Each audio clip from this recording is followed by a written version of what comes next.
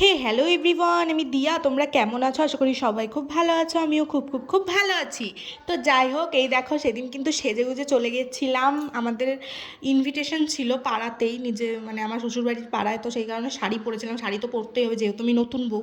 তো এই দেখো, এরপর ওখানে গিয়ে কালী পুজো ছিল। তো তাদের বাড়িতে দেখো ওদের ওখানে কি হচ্ছিল এটা আমি ঠিক জানি না। তো ওটার আমি ভিডিও করলাম, তোমাদের সাথে শেয়ার করলাম। আর এই যে মা কি সুন্দর না দেখতে! আর ওদের ঠাকুর ঘরে জানো অনেক বড় একটা গোপাল ছিল। আমার কিন্তু গোপাল খুব ভালো লাগে, আমার মার কাছে যেহেতু আছে। আমার নিজেরও পাতার ইচ্ছা আছে, দেখা যাক কি হয়।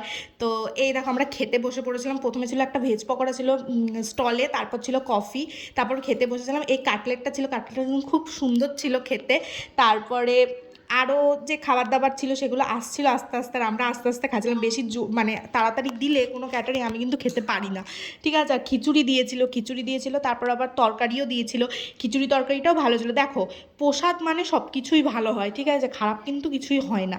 তারপরে ছিল হচ্ছে ভেজ বিরিয়ানি ছিল, স্টাফড আলুর দম ছিল। তো এটা খেয়ে চাটনি ছিল, চাটনি কিন্তু মোস্ট ফেভারিট আমার, চাটনি আর পাঁপড়। আমি ওর জন্য আরেকটু পাঁপড় চেয়ে নিয়েছিলাম।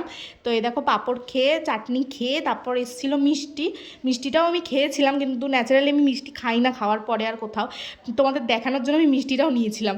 তো এই যে এটা হচ্ছে মিষ্টির লুক। তো ভিডিওটা ভালো লেগে থাকলে লাইক শেয়ার কমেন্ট করো। টাটা।